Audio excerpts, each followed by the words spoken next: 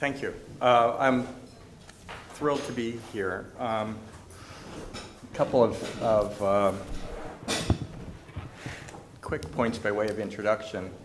My colleague Mike Hogan is also here from the European Climate Foundation, and part of my growing enthusiasm for working in Europe has to do with the opportunity of working closely with the European Climate Foundation.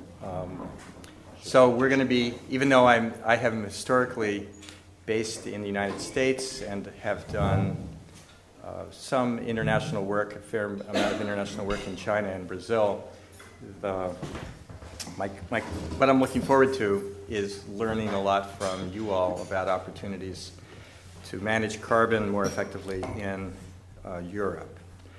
And I'm going to go back here just to the title to tell you what.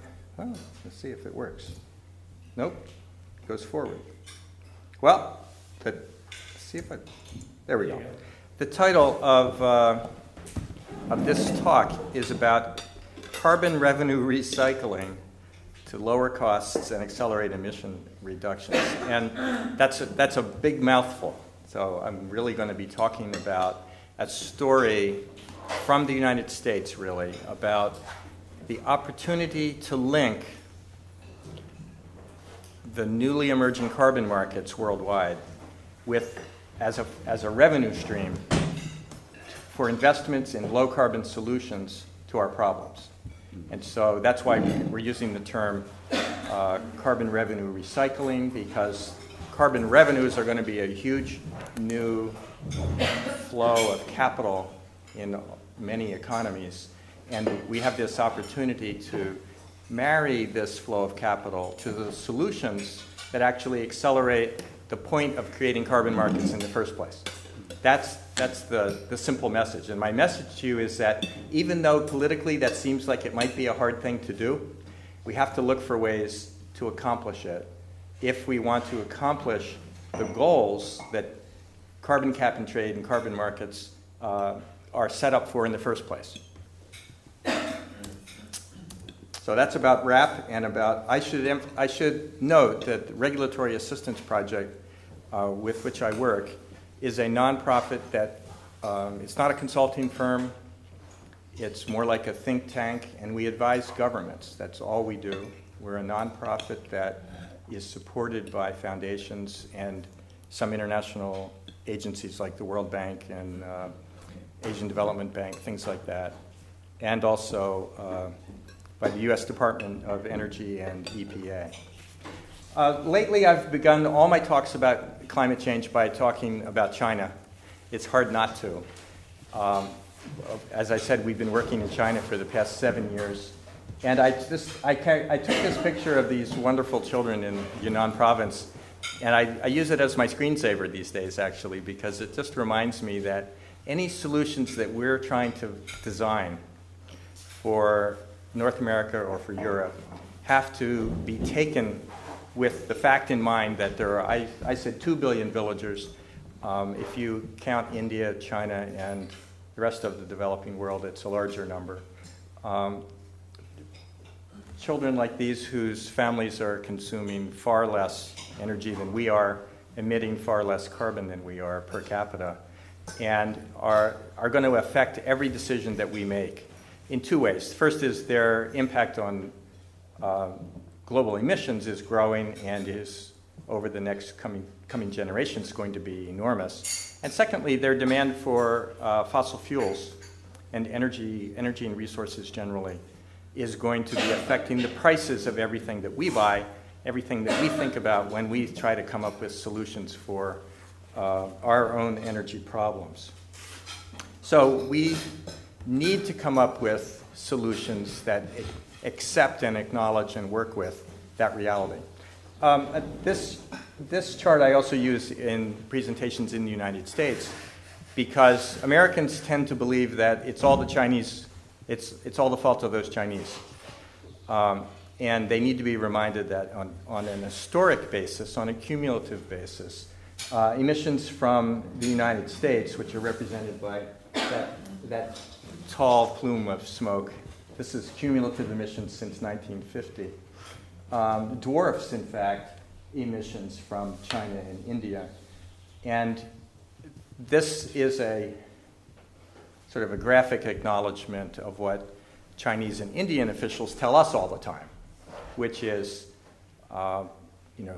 you can't expect through climate policy to retard the economic development of the folks who are over here historically have emitted so much less than you.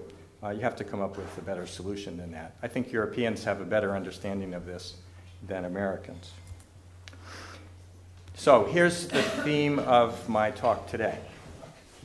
I've been engaged in carbon cap and trade design throughout the United States for the past 5 years in pretty much every venue in the United States where this has come up. And in most of them, and this is also true historically in Europe, the discussion begins with an economist or an economic approach anyway, in which people sort of optimistically believe that if we can just create a price on carbon, then that carbon price will work its way through the economy and we will achieve our goals. And my sad message to you today is, first I'll give you the sad message. Sad message is, no, that's not going to work. We will not be able to achieve our goals in any politically realistic world that we live in through a carbon price alone.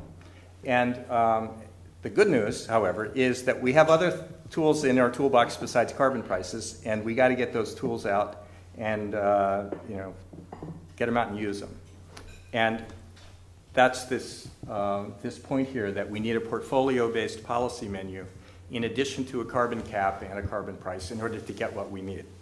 Public policies do exist. EE here stands for energy efficiency. Codes, RES stands for Renewable Electricity Standard or Renewable Portfolio Standard for electricity. And we know that we can use those tools to accomplish our greenhouse gas objectives. Third point is that just auctioning allowances is not enough. Auctioning allowances is a good step. And in the next phase of the EU ETS, of course, you're going to be auctioning allowances, and you can be happy that you've taken that step. But just by itself, it is not going to do what needs to be done. How you invest the auction proceeds is actually far more powerful than the price of carbon itself. And I'm going to talk about that in detail. And of course, the last point is that Congress and EU governments need to act on that. Now, I'm going to concentrate this talk is about the power sector. And I apologize for the relatively limited scope, but it's enough just to take one sector and work it. And then you sort of get the lessons from one sector. In most economies, the power sector is one of the largest single sources of greenhouse gas emissions, and so it's important to do that. So this is a really logical question, that I use in talking to the economists who start off saying, oh, Rich, we're going to have a carbon price.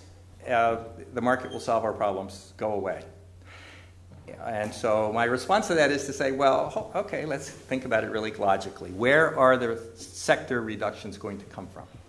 And if you think about it, there's three places they're going to come from. They're going to come from consumers are going to consume less, so we'll have fewer emissions.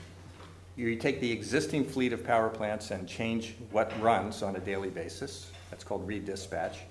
Or we can make sure that we build new generation that is low emitting, which means, by the way, that we have to retire the existing generation that's high emitting. So it wouldn't be enough just to add new generation and keep the old stuff running if we're going to reduce emissions overall. And then we have to ask these practical political questions. First of all, there's a practical physical question. How many tons of carbon are we actually going to avoid? And some of our preferred solutions don't avoid very many tons. That's a sad fact. In California, they're going to put they have this goal of putting solar panels on lots of rooftops. And if you ask yourself in engineering way, how many tons of carbon is that going to avoid and how much does it cost per ton, it's a really expensive program on a per ton basis. Wind power sometimes has the same problem. You can spend a lot to build wind turbines and not avoid very many tons. So you really are left with a head-scratching exercise.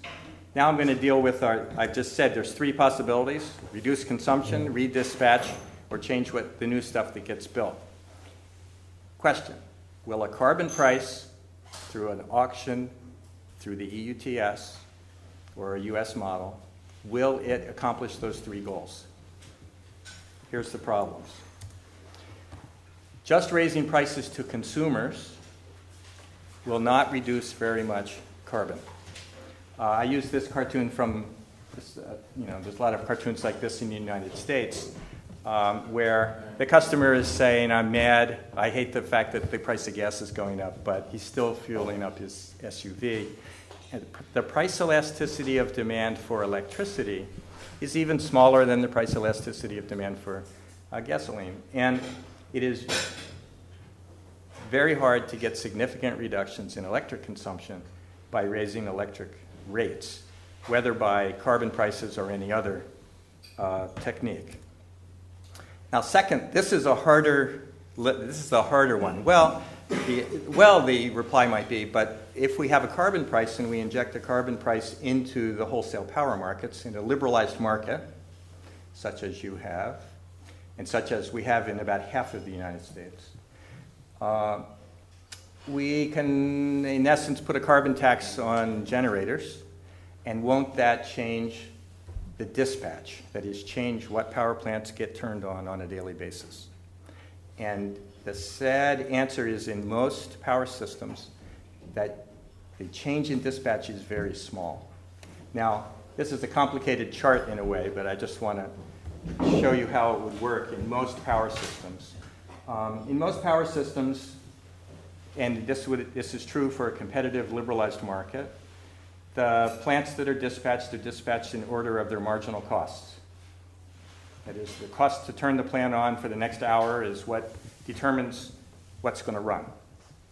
Now, if you think about it, the low-emitting resources, which in most systems are hydro, nuclear, wind, similarly most renewables, those low-emitting resources have low marginal costs.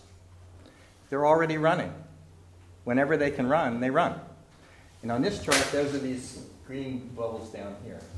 This chart represents a model of the upper Midwest United States, 400 and something different power plants, really modeled by the folks who really run them. Okay? This was done by the Electric Power Research Institute in the US. And those low-emitting plants are already running. The next plants that run in the upper Midwest of the US, different from here, are these purple and green ones, purple and blue ones. Those tend to be the fossil plants, coal and fuel oil.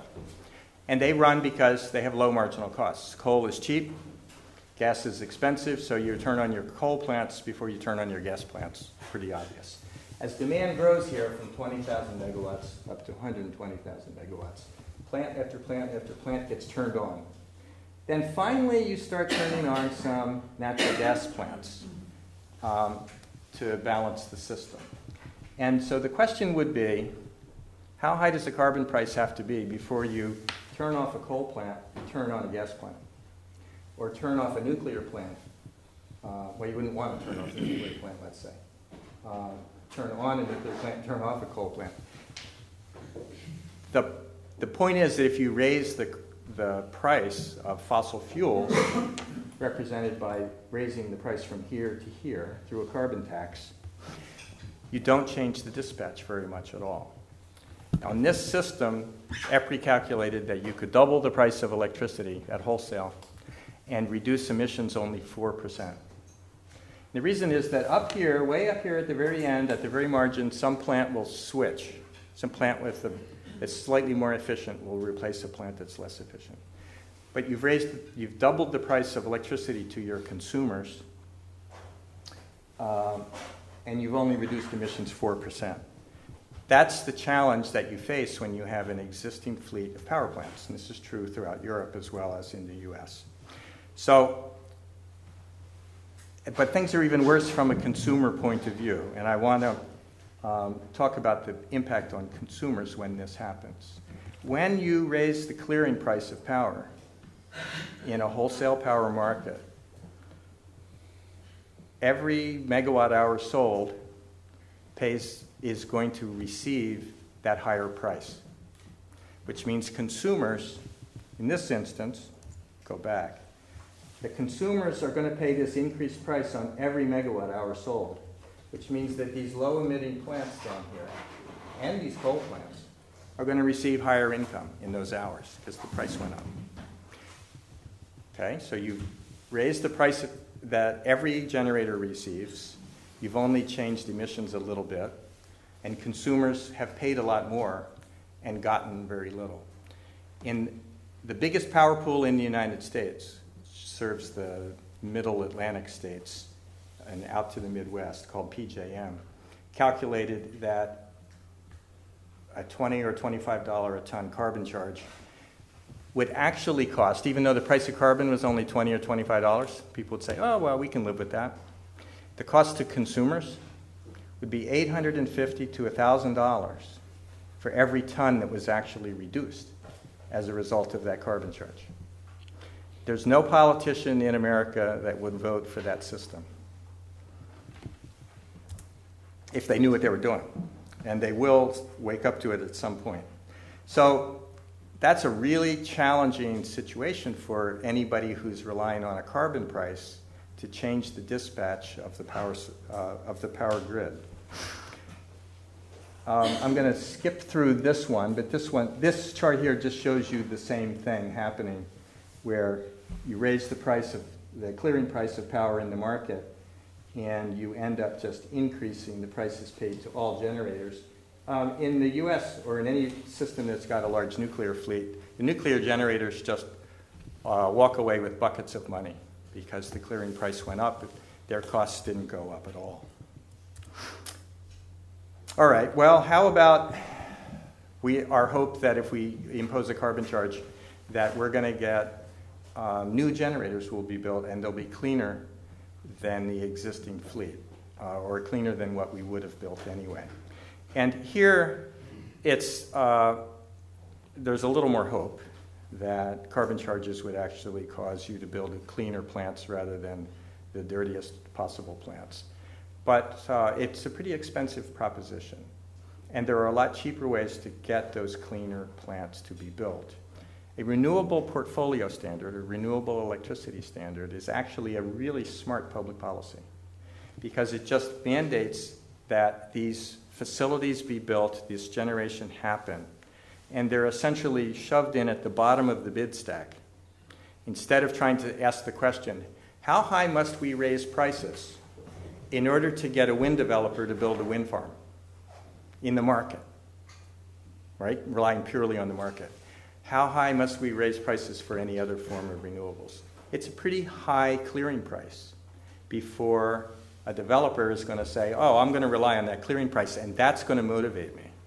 The renewable electricity standard, production tax credits for renewable generation, other forms of proactive government policies to promote renewables allows you to get what you're paying for, just the renewables, without having to pay extra incentives to everybody else in the wholesale market. In California, they did this analysis recently and concluded that this was what they call the market-based supply curve of selected low-carbon resources. They figured out that to get more wind in California beyond what they were getting from their renewable standard, they would have to have a carbon price of $150 a ton. That's what this chart right here is showing. That absent that really high carbon price, you don't have enough market pull to pull wind into the market. Okay, now that's all the bad news. The bad news is that a carbon price alone isn't going to get you what you need. So we better have some other tools in our toolbox. That's interesting. The good news, you've probably also, I guess I should ask for a show of hands. How many of you have seen it, this McKinsey curve or something like it? A few of you have seen it. Yeah, I figure everybody's seen this curve, right? Okay, so you know what it stands for. It stands for it's a very commonsensical thing in a way. We know there's a lot of untapped energy efficiency out there. It's a big reservoir, and we ought to figure out a way to go and get it if we want to reduce carbon at low costs. How can we do that? I took a slightly different approach to this, but just to hammer this point home. I asked the following question. How much carbon would we save in the state of Ohio in the US? Ohio is a Midwestern state with a large coal fleet.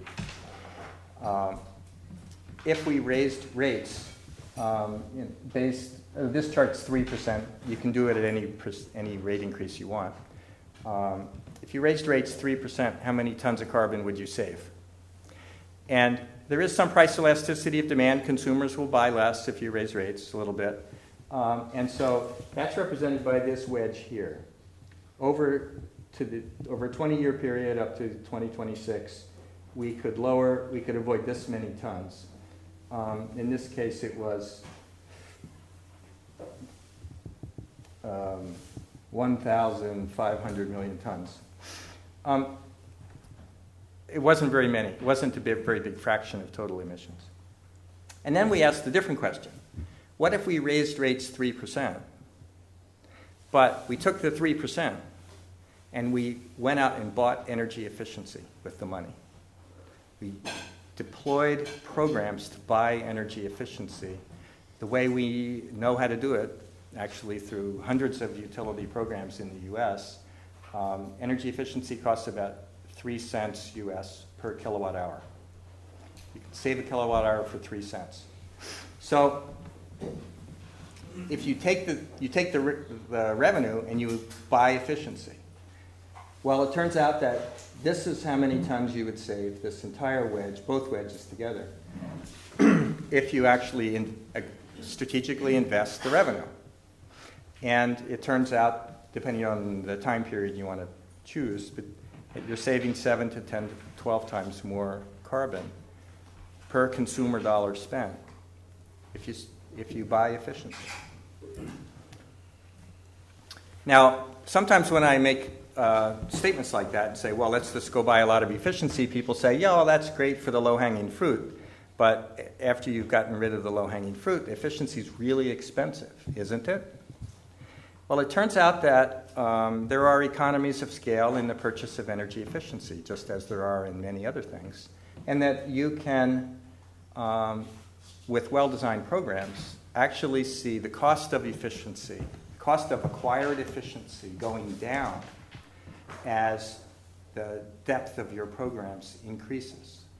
And this is a curve showing data points over a number of years from a number of US programs, basically showing you, if you were to fit a line to this curve, you can see this, as we spend a greater and greater fraction of annual sales on efficiency, the actual cost of efficiency per megawatt hour is going down. So at some point, of course, it will go back up again, and it'll still be cheaper than supply, but this is good news to demonstrate that we are, in most places in the United States, we're over here. We're actually up here, and we have a chance of coming down into this lower range. Okay, so now I'm going to tie carbon revenue and efficiency together. This is my main point about revenue recycling. Our goal, and this is actually a success story. I want to tell you a good story. We came up with the idea in the design of the Regional Greenhouse Gas Initiative to do what I was just describing here, which is use the revenue from customers to buy efficiency. And realizing that there was a new stream of revenues coming from the new carbon programs. The best result is to strategically invest the revenue in a program of efficiency measures. You can also spend some of the money on other initiatives like carbon capture and storage, renewable energy, R&D for advanced technologies. There's other good things you can do with the money, but a significant fraction can be spent on efficiency right now.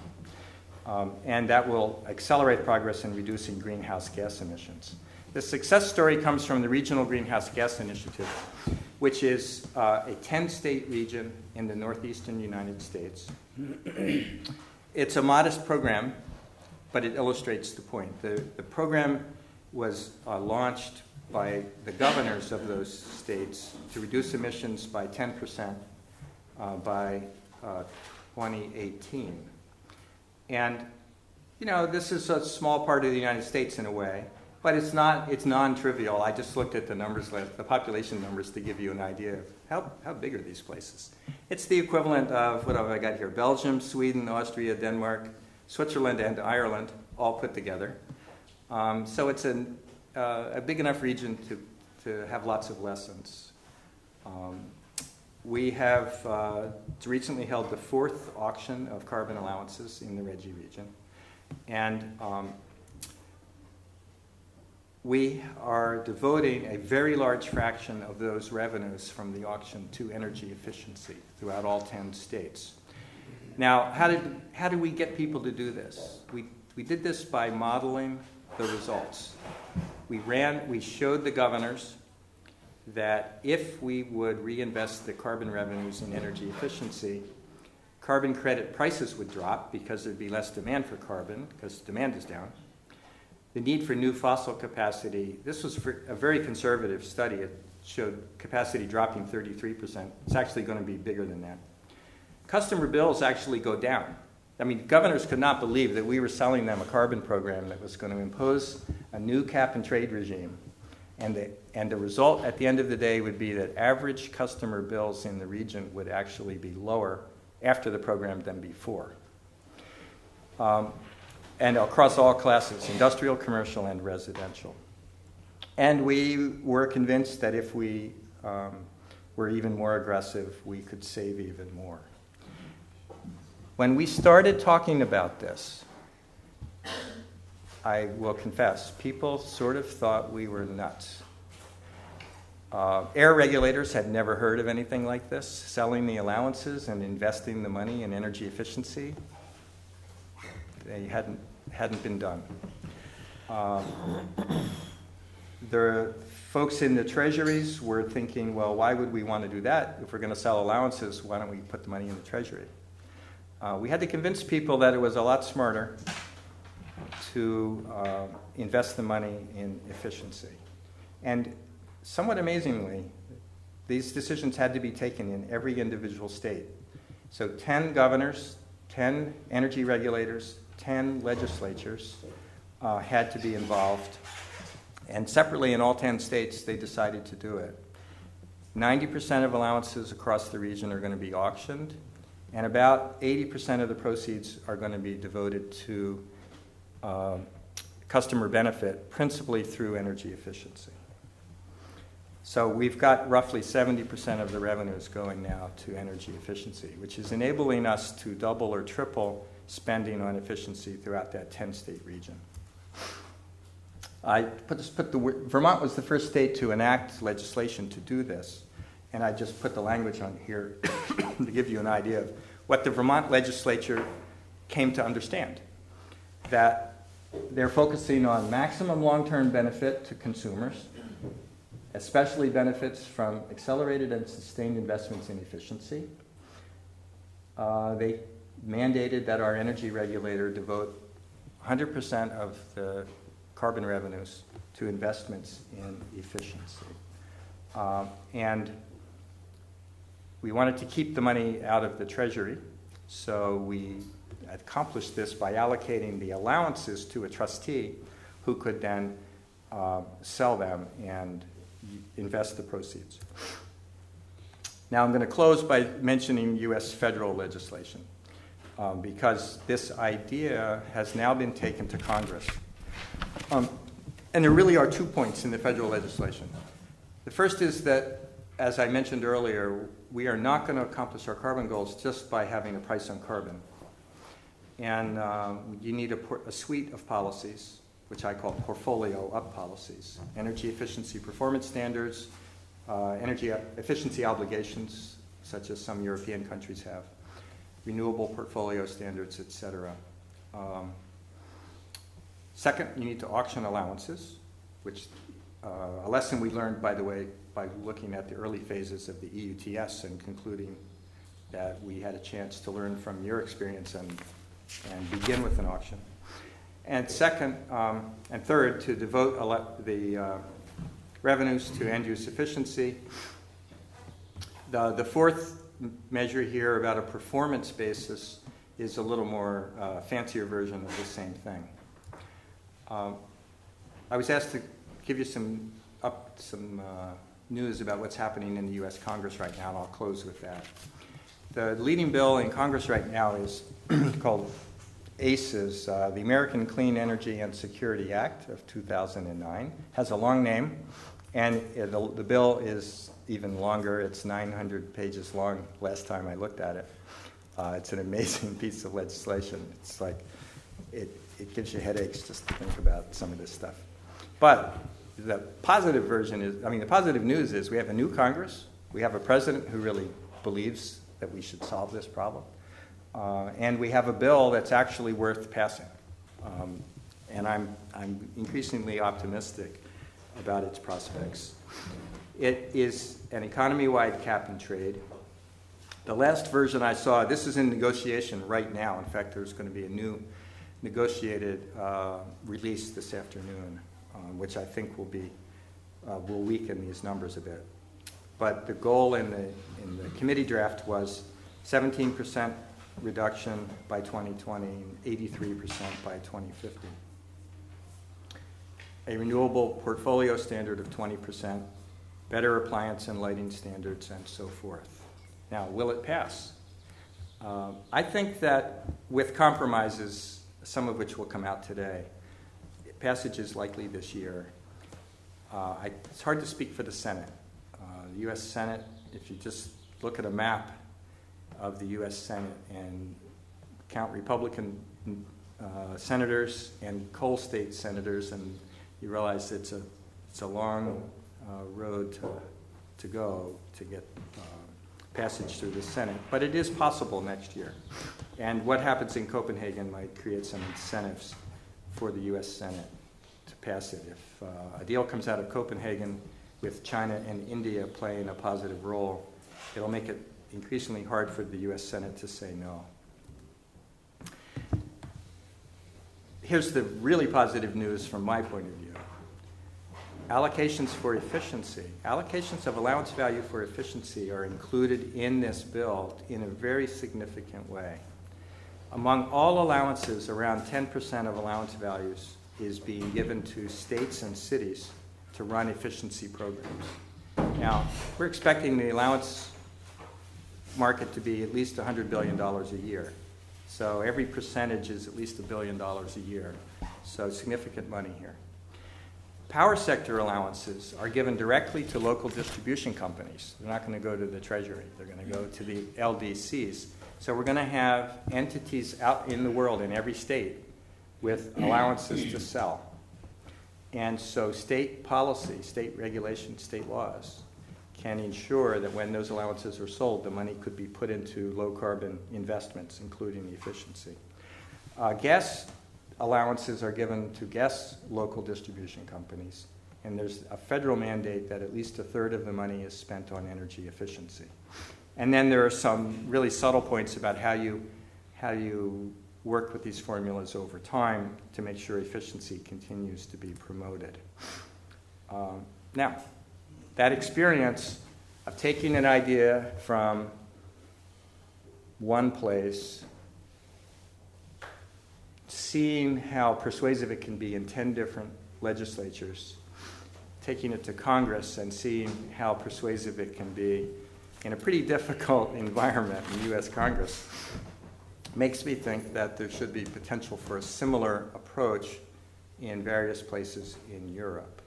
So, can we allocate a sizable pool of carbon allowance value somehow through appropriate mechanisms that might vary from member state to member state I don't know, of course, but it seems like an idea worth pursuing. And an alternative would be to use this as something that illustrates the point, and you find other financing mechanisms. There's no magic to this particular financing mechanism. There's no single right way to do it. Focusing on whole buildings is, I'm convinced, an important part of the program. That is, we should not be taking the building stock of Ireland or Belgium or wherever and saying, well, we're going to have a program that comes in and deals with the electricity, and then we're going to have a program that comes and deals with the gas, and a different program that comes and deals with the oil heat. The infrastructure of the nation is largely bound up in its buildings, and we should be thinking about improving that infrastructure for the long term, for the good of the economy, the nation, and the people who use the buildings. So that's it. And I'm ending with questions. Do you think this can be done? Could it be done in Ireland? And what steps would be needed what steps would be needed to launch a program that would really significantly improve the building stock of this nation? Thank you. Thank you.